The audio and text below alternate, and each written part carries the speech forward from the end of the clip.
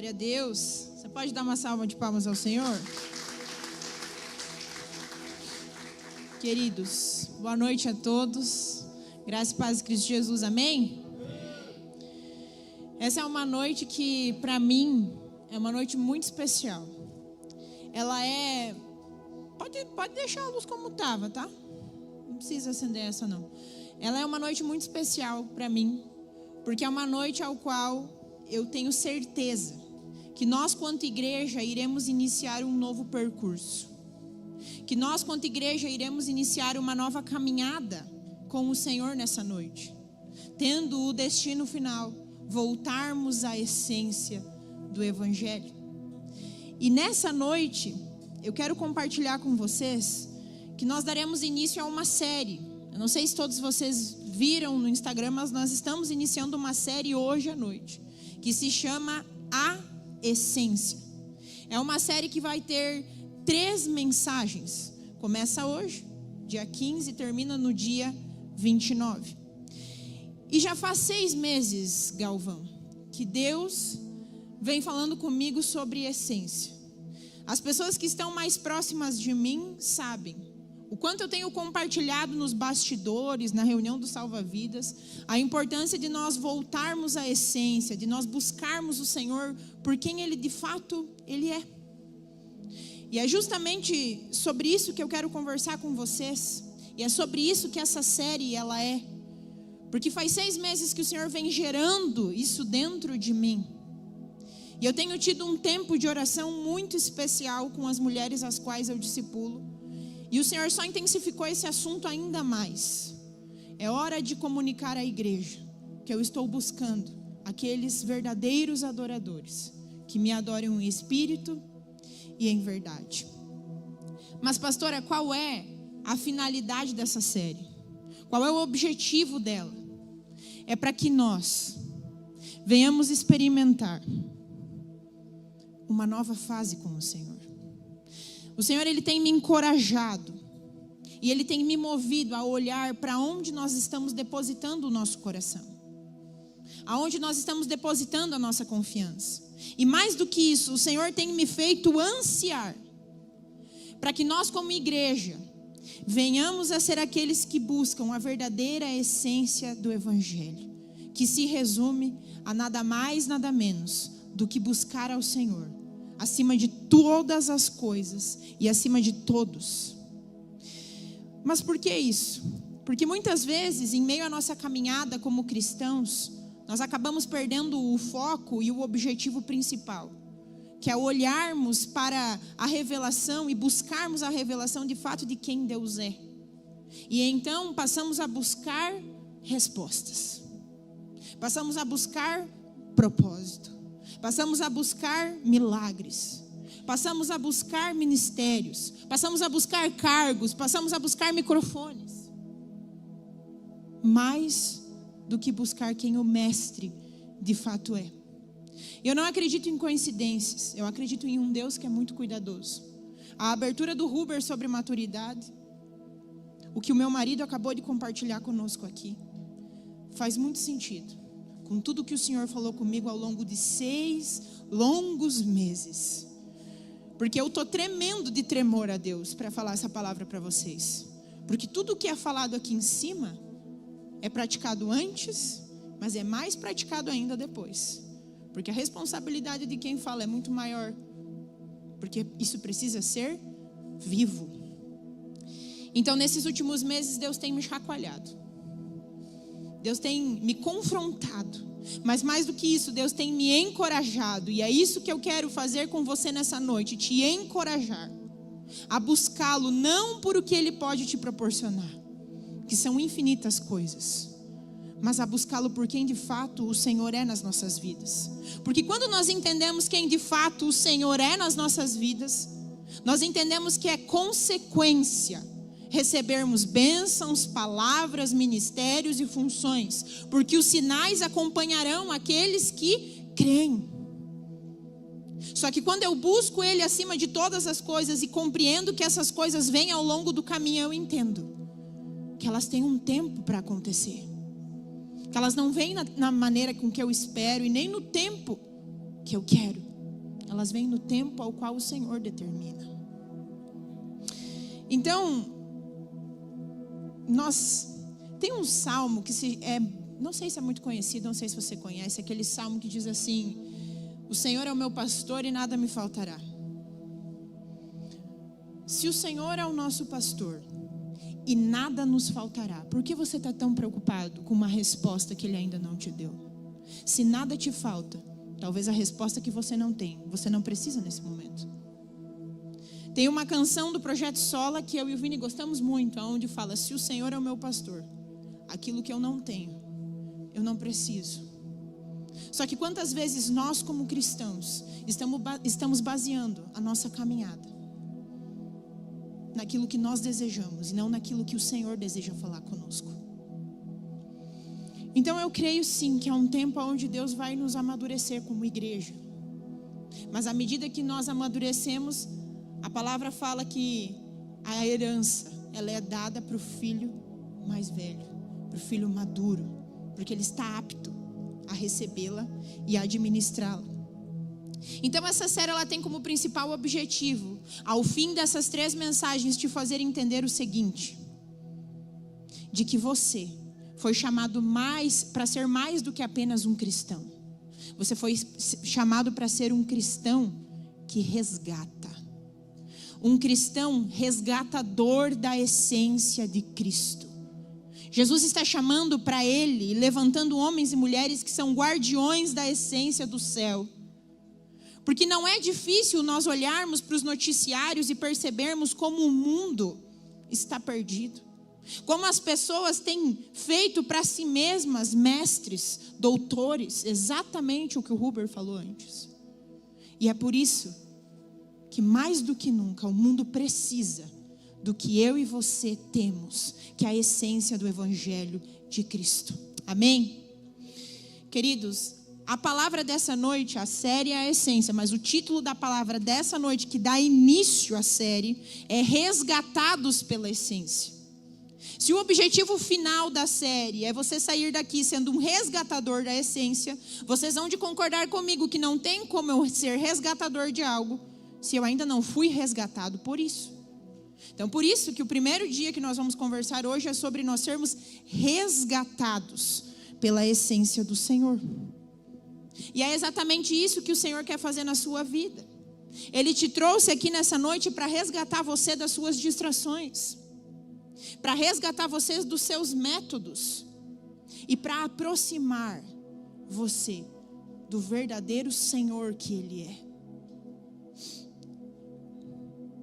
Por isso eu quero que vocês abram a Bíblia de vocês no livro de Gálatas, a carta aos Gálatas, no capítulo 1, no versículo 6. E antes de nós lermos, eu quero explicar algo para vocês rapidamente acerca do Novo Testamento. O Novo Testamento ele é composto por 27 livros. Destes 27, 21 são cartas. 21 deles são cartas escritas a determinadas igrejas, aonde os apóstolos escreveram. Dessas 21 cartas, 13 são de autoria de Paulo. E essas cartas foram escritas com o seguinte objetivo: são orientações específicas para cada uma das igrejas. Porque como que funcionava na época de Paulo? Paulo ia para uma determinada região porque ele foi eleito por Deus como apóstolo dos gentios. Então ele estava fundando igrejas em regiões que antes não recebiam o evangelho. Então ele ia para uma região, abria uma igreja e pregava o evangelho de Cristo. Pregava que as pessoas a partir daquele momento não eram mais justificadas pela lei. Elas eram justificadas mediante ao sacrifício do Senhor.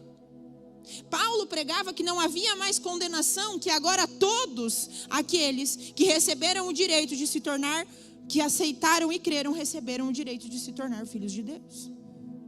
Então Paulo ia, pregava o evangelho e permanecia por um determinado período de tempo naquela igreja, naquela região, forjando os cristãos a viverem na verdade do evangelho. E então ele elegia alguns responsáveis para ficarem ali cuidando daquela eclésia, daquela igreja que ele havia fundado. E aí, após ter os responsáveis, Paulo se dirigia a uma outra região. Só que Paulo mantinha contato constante com os líderes aos quais ele tinha determinado, para poder saber como estava o andamento daquela igreja, se ela estava ou não seguindo a doutrina, se ela estava ou não se baseando nas verdades que ele havia pregado. Então, ou um dos representantes ia até Paulo, ou eles escreviam cartas.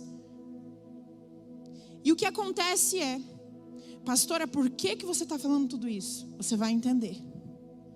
O seguinte entendimento que nós precisamos ter é que quando nós olhamos para as cartas, quando nós olhamos para as epístolas, e quando nós nos debruçamos e lemos, nós começamos a perceber que há uma preciosidade para nós hoje como igreja. E eu quero te encorajar nessa noite a que você comece a ler as cartas, porque elas têm instruções preciosas sobre como deve ser o nosso procedimento.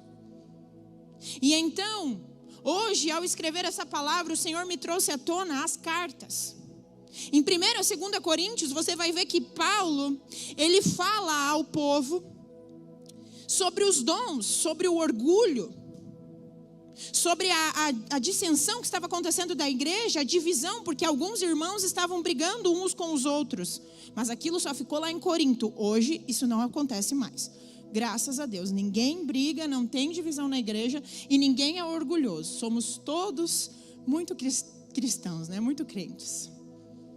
Aí em Colossenses nós vamos perceber que Paulo, ele separa um capítulo inteiro, inclusive o primeiro capítulo da carta, para falar apenas sobre a supremacia de Cristo. Um capítulo inteiro falando sobre a autoridade do Senhor. Por quê? Porque os colossenses começaram a criar divisões entre eles, achando que a autoridade que Cristo tinha não era bem aquilo que Paulo tinha dito. E aí Paulo escreve e orienta eles de que não, tudo está sobre Cristo. Toda a supremacia e toda a autoridade foi dada pelo Pai a ele, para que nele toda a plenitude habitasse.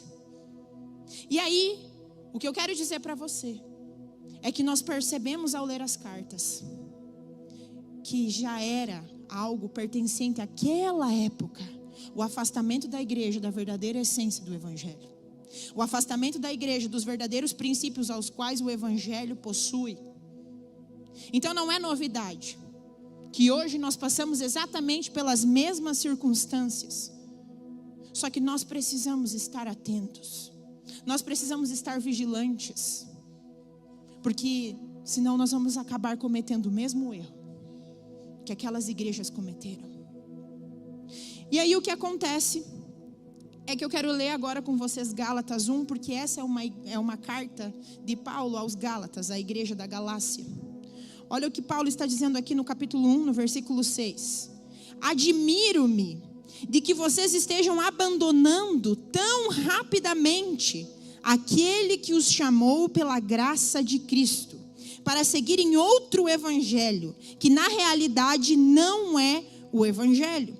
O que ocorre é que algumas pessoas o estão perturbando, querendo perverter o evangelho de Cristo.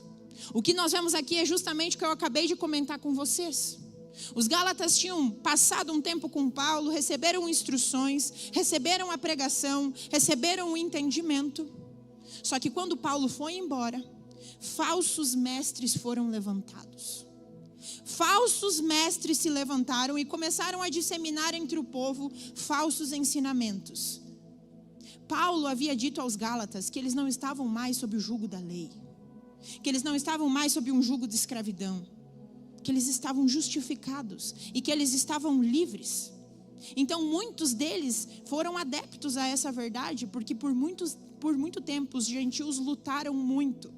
Porque para eles poderem ser adeptos ao judaísmo, eles precisavam cumprir toda a lei. E é impossível você cumprir toda a lei. Então, eles viram uma possibilidade de serem pertencentes ao evangelho, que é por meio da salvação de Cristo, que é a essência do evangelho. Só que esses falsos mestres se levantam e disseminam entre o povo, e o povo passa a acreditar novamente nessa falsa doutrina que esses falsos mestres disseram. E aí Paulo escreve essa carta, furioso, eu imagino, dizendo: me admiro com como rapidamente vocês se perderam do verdadeiro evangelho. E o que eu quero dizer para vocês é quando nós olhamos para os Gálatas, quando nós olhamos para essa igreja, nós conseguimos perceber que muitas vezes nós estamos nos distraindo. Que muitas vezes nós estamos olhando para tantas coisas. Muitas vezes nós estamos dentro da igreja preocupados com tantas coisas. Preocupados com performance, preocupados com número, preocupados com resultados, preocupados com respostas. O que nos faz cada vez mais nos distanciar do lugar secreto ao qual Deus nos chama todos os dias. E aí, quando nos distraímos, nós tiramos os olhos de Jesus e passamos a olhar para as circunstâncias. Passamos a manter o nosso foco nas dificuldades, chegando até mesmo a achar que Deus nos abandonou. E aí, desfalecemos, perdemos. Mas olha só o que Paulo continua a dizer para os Gálatas no capítulo 5 e no versículo 1. O Vini ocupou um pouco do meu tempo na introdução dele, ele foi mais longo, não vem depois falar que eu estou demorando. Ele usou mais tempo. Olha o que Paulo diz aqui, ó. Foi para a liberdade que Cristo nos libertou. Portanto, permaneçam firmes e não se deixem submeter novamente a um jugo de escravidão. O que Paulo está dizendo aqui é que mesmo que você já foi justificado por Cristo, já foi livre por meio de Cristo, há uma grande possibilidade de você se colocar novamente debaixo de um jugo, debaixo de uma condenação, que você não deveria mais estar.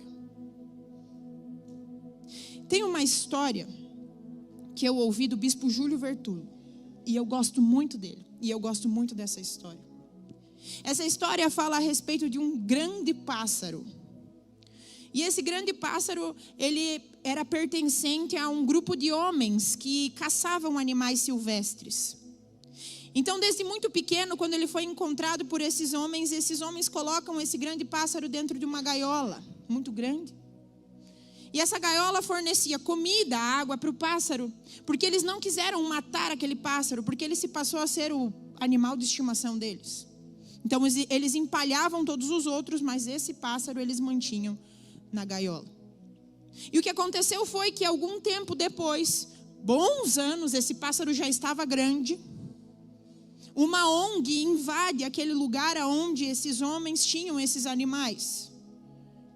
E eles começam a soltar os animais que estavam nas gaiolas. E instintivamente os animais correm para fora da gaiola. Não sei se você já teve uma calopsita. Mas se você tira ela da gaiola, você tem que cortar as asas dela, senão ela vai voar. Porque é instintivo do pássaro, ele não foi criado para viver numa gaiola, ele não foi criado para viver preso. Só que quando o pessoal da ONG abre a gaiola do maior pássaro, eles abrem a gaiola e o pássaro demora cerca de 5 minutos para sair, com o portãozinho aberto. E quando ele sai muito desconfiado. E ele chega até a beirada do balcão. E ele olha. Ele vê que ia ter que voar para sair dali. Ele até tenta bater as asas, mas não prevalece. E o que ele faz? Olha de novo para trás. E volta para a gaiola. O pássaro volta para a gaiola e permanece nela. Por muitos e muitos dias. Mesmo com a janelinha da gaiola aberta. O que eu quero dizer para você é que as algemas que o pecado colocou sobre nós, elas foram quebradas, mas você tem a escolha de, mesmo sem algemas, andar algemado. O que eu quero te dizer é que a gaiola que nós estávamos presos, debaixo de um jugo, de um pecado, de falhas, de erros, de uma natureza pecaminosa, foi aberta. Mas muitos de nós ainda estão vivendo dentro da gaiola. Por quê? O que nós aprendemos é que a liberdade que Cristo nos traz, ela nos traz novas responsabilidades. A liberdade que Cristo nos traz, ela nos traz uma nova necessidade de nos desenvolvermos. Porque aquele pássaro ia ter que aprender a voar. Só que voar não era algo natural dele. Pois é, você também foi chamado para ser livre. Mas muitas vezes nós escolhemos ficar amordaçados, quando já deveríamos estar andando por aí como criaturas livres por meio do sangue de Cristo. Então nós precisamos entender que aparentemente, de uma maneira muito falsa, a gaiola transmitia para aquele animal uma certa segurança. Eu já tenho comida aqui, por isso eu não vou sair daqui. O que eu quero dizer, querido, é que Cristo te chamou para você ser livre. Cristo te chamou para que você não dependesse mais de um pecado, de um erro. Quantas vezes eu converso com muitas mulheres no gabinete e elas chegam para mim com problemas do casamento, com problemas no emprego. E aí o aconselhamento pastoral ele é baseado todo na Bíblia. O que a Bíblia ensina? Se o marido não está legal, o que a Bíblia ensina? Honra primeiro, morre primeiro, serve primeiro. E é isso que eu falo. E muitas delas me olham assim, mas como? Se eu estou certa?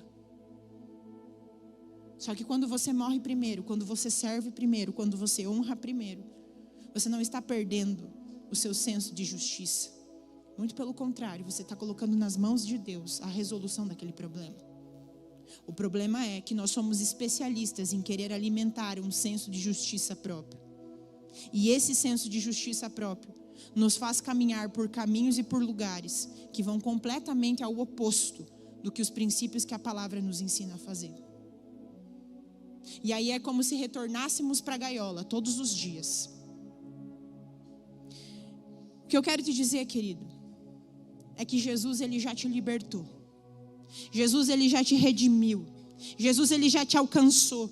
Jesus ele tem feito grandes coisas na sua vida, na sua família, na sua casa, no seu ministério, na sua empresa. Só que muitas vezes a sua mente te sabota. Muitas vezes a sua mente te diz: você não é merecedor do que você está vivendo. Você não é livre, não. Você é escravo. E aí, ao invés de nos nutrirmos com essa palavra aqui, porque tudo que precisamos está aqui. Esse é o nosso manual. E muitas vezes nós estamos dizendo: o Senhor não está falando comigo. Mas aí, como o Huber falou, a Bíblia está lá, aberta no Salmos 91, na estante. E aí, de fato, o Senhor não fala com você. Porque a palavra está ali, só esperando para que você seja saciado por meio dela.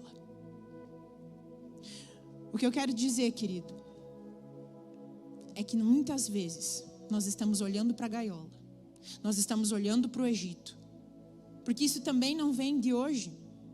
O povo ao qual Deus resgatou, tirou do exílio, tirou das mãos de Faraó, no meio do deserto, olharam para trás e disseram: eu quero voltar, porque lá eu tinha cebola. Se você para analisar friamente as últimas escolhas que você fez nos últimos 10 dias, você vai perceber que 99% delas foram feitas baseadas na tua emoção. E no fim das contas, a busca que você tanto queria, a resposta que você tanto precisava veio, mas da mesma forma que veio, se esvaiu por meio dos seus dedos. Porque é isso que o pecado faz. Ele te promete algo que ele não pode cumprir. O pecado te diz que te sacia. O pecado te diz que ele é tudo o que você precisa. Sendo que no fim das contas ele só destrói a verdadeira identidade a qual Deus já depositou dentro de você. Por isso, queridos, que quando nós olhamos para a gaiola, nós passamos a dar mais credibilidade e validade para as palavras de morte que talvez foram lançadas sobre a sua história. Quando nós olhamos para a gaiola, nós estamos dando mais credibilidade, mais validade para as mentiras criadas na nossa mente, para as dúvidas criadas no nosso coração, porque nós estamos passando por meio de circunstâncias. Só que lembra do que eu falei no começo, que quando nós buscamos o Senhor por quem Ele de fato é, nós passamos a entender que aquela canção que nós tanto cantamos dizendo que a porta aberta é o Senhor, mas que a fechada também é, ela começa a fazer muito mais sentido para você. que o Salmos 23 por completo começa a fazer muito mais sentido para você. Quando ele diz que você vai passar pelo vale da sombra da morte, mas Ele estará com você. Você começa a valorizar muito mais os vales, porque você entende que o vale te prepara para a colina. E aí as circunstâncias já não te param mais. Só que o problema é que nós temos a infeliz tendência de olhar para o que é ruim, de olhar para o trauma, de nutrir a mentira, de nutrir a dúvida. E então passamos a abafar o que de fato o Senhor gostaríamos que nós, como cristãos, viéssemos a crer. E aí não buscamos mais ao Senhor por um verdadeiro relacionamento de intimidade e profundidade. Estamos buscando o Senhor por um relacionamento desesperado, como se ainda fôssemos órfãos, orando por coisas as quais o Senhor já te libertou. Você está lá pedindo: Deus, por favor, me tira desse lugar de escravidão, de morte. O Senhor está dizendo: eu já disse, está consumado. Eu já disse, você é livre. O meu sangue verteu naquela cruz para que não haja mais condenação sobre a sua história. E muitas vezes nós estamos orando e pedindo para Deus um segundo sacrifício, sendo que o primeiro já foi o único e o mais do que suficiente para que nós sejamos de fato livres. E esse é o problema de nós nos desvirtuarmos da verdadeira essência do Evangelho. É que nós começamos a diminuir a verdadeira, maravilhosa e incrível graça da parte de Deus sobre as nossas vidas e começamos a nos colocar como se ainda vivêssemos órfãos nessa terra, sendo que o Senhor já determinou todos os nossos dias e se entregou por nós naquela cruz, para que pudéssemos desfrutar de uma vida abundante aqui. E a abundância, ela vai muito além de bens materiais. A abundância é uma paz que excede o teu entendimento. Você já conversou com algum crente, mas crente mesmo, que tinha tudo para estar surtando, e aquela pessoa está em paz, porque ela entendeu que independentemente do cenário, independentemente da circunstância, independentemente da adversidade, o Senhor continua sendo Deus. E aí o que acontece quando olhamos para a gaiola? Quando queremos continuar presos, passamos a viver uma vida desesperada, passamos a viver uma vida angustiados, passamos a viver uma vida correndo atrás do vento, vai para lá e vai para cá, e busca a resposta aqui, e busca a resposta ali, e busca a oração no culto de intercessão. E Deus está dizendo: eu só queria que você dobrasse os teus joelhos e ouvisse o que eu tenho para te dizer. E você está condicionando a voz de Deus a tantas coisas, sendo que o Evangelho, ele é simples, só que nós somos especialistas em complicá-los. E é por isso que essa noite eu volto a dizer, essa noite o Senhor separou para fazer grandes coisas. Essa noite o Senhor separou para que nós venhamos a ser resgatados por meio da essência de Cristo. Repita comigo: eu preciso ser resgatado por Jesus. Nessa noite Cristo está te resgatando das suas opiniões. Nessa noite Cristo está te resgatando dos seus métodos. Nessa noite Cristo está te resgatando dos seus pecados, dos seus medos e dos seus anseios. O que eu quero te dizer é que você sairá dessa porta tendo pleno entendimento de que você é livre. Agora, é uma escolha: viver livre ou viver ainda preso, sendo que você já foi liberto. Fala aí no seu lugar: Jesus, eu não quero mais a gaiola. Jesus, eu quero ser livre. Abram a Bíblia de vocês em Gálatas ainda, no capítulo 5, só que agora no versículo 7. Olha o que o Paulo diz aqui: eu vou correr. Ele não fala vou correr. Eu vou correr. Olha o que Paulo diz aqui: vocês corriam bem. Quem os impediu de continuar obedecendo à verdade? O que nós vemos aqui é que Paulo está dizendo para os Gálatas: vocês começaram bem a caminhada com o Senhor. Vocês começaram crendo, começaram fervorosos, começaram dependendo de mim. O que foi que aconteceu no meio do caminho? Quem foi que impediu vocês de obedecerem à verdade? O que eu quero dizer, queridos, é que talvez, por muitas vezes, nós estamos começando a nossa caminhada com o Senhor bem, fortes, vigorosos, crendo, orando, vigiando, se consagrando, se santificando. Mas aí você começa a se frustrar. Mas aí você começa a olhar para as pessoas e você perde a essência.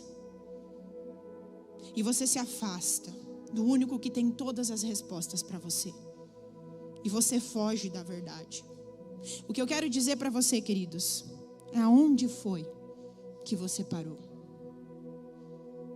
Aonde foi que você parou de buscar a verdade? De buscar o seu Pai? De entregar a Ele tudo que você é?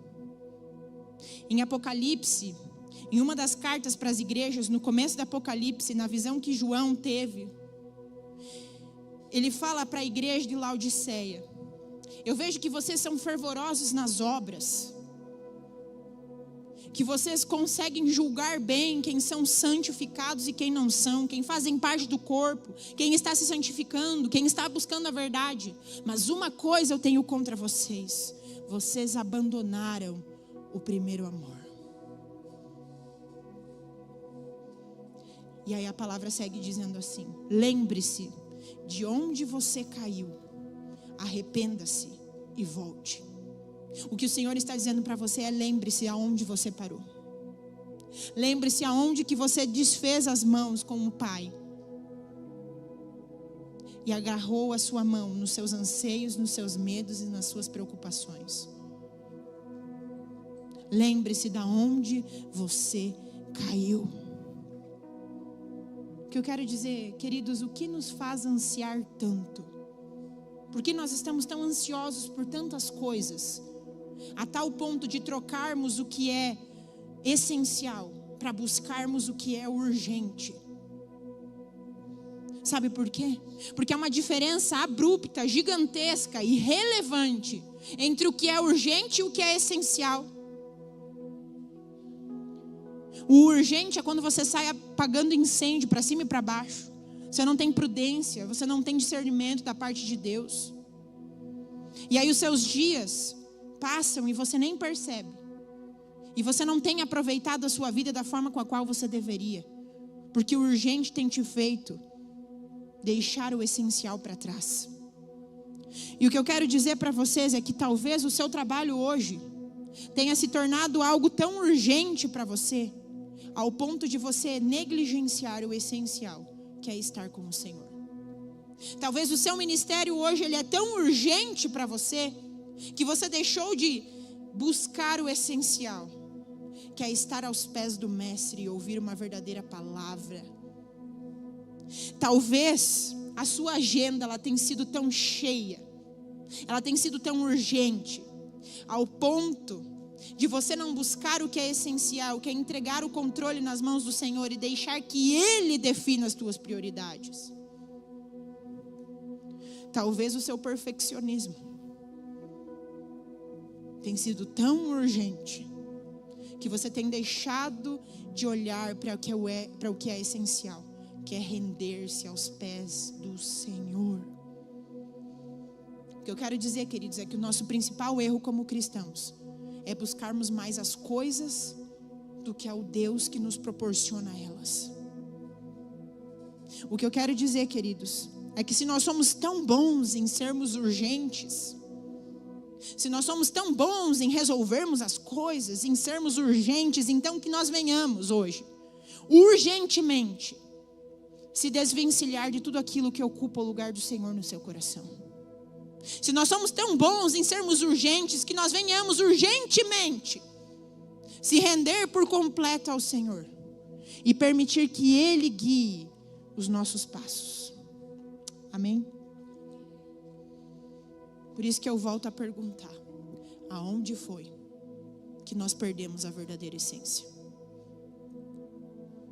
Por que Moisés foi conhecido como amigo de Deus?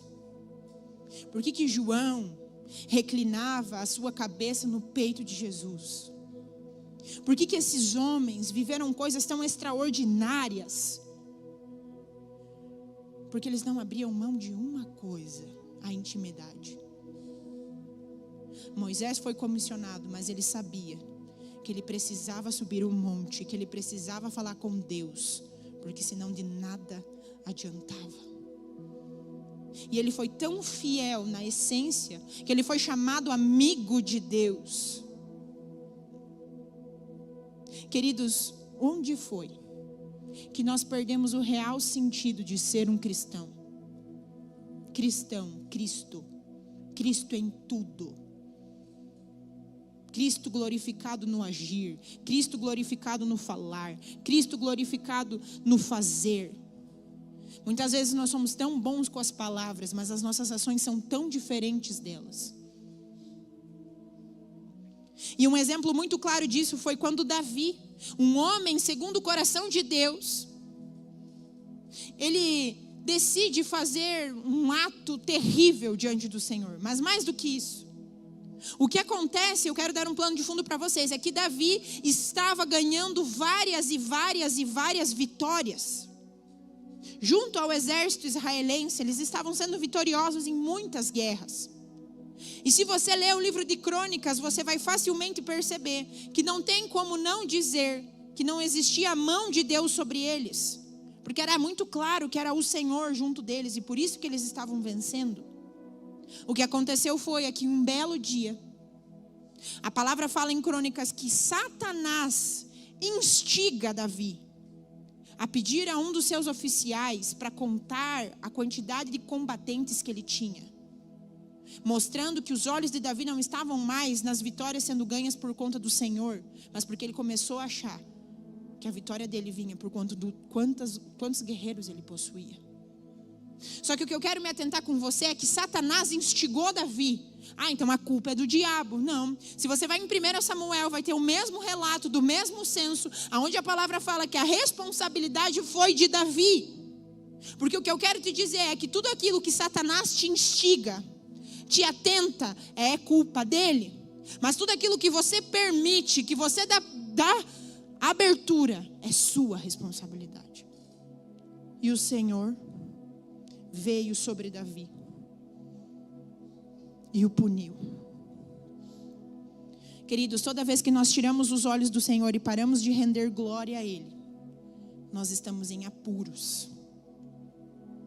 Porque Davi, ele esquece que quando ele era apenas um menino, ele derrubava gigantes com uma pedra e uma funda. Por quê? Porque ele ia em nome do Senhor dos Exércitos. O problema é quando nós paramos de ir no nome do Senhor dos Exércitos e achamos que nos tornamos o Senhor dos Exércitos. Davi esqueceu que o sucesso dele sempre foi confiar no Senhor e ir no nome dele. Quantas vezes nós estamos indo no nome de tantas coisas, de tantas pessoas, e não estamos indo no nome daquele que nos chamou. Portanto, o que o Senhor deseja fazer nessa noite é te dizer que haverão grandes batalhas. Batalhas muito maiores do que você, do que o seu intelecto, do que a sua desenvoltura. E você vencerá cada uma delas. Sabe por quê? Porque hoje você decide enfrentar cada uma dessas adversidades, não mais sendo o Senhor da sua vida, mas devolvendo esse lugar para o Senhor dos Exércitos. Amém? E aí novamente eu quero dizer, quem os impediu de continuar obedecendo a verdade?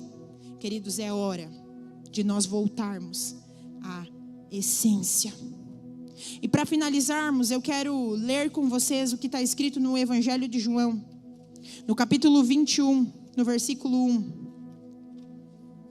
Olha o que diz aqui, João 21, 2, perdão. Foi assim, estavam juntos Simão Pedro, Tomé, chamado Dídimo, Natanael de Caná da Galileia, os filhos de Zebedeu e 2 outros discípulos. Vou pescar, disse-lhe Simão Pedro. eles disseram: nós vamos com você. Eles foram e entraram no barco, mas naquela noite não pegaram nada.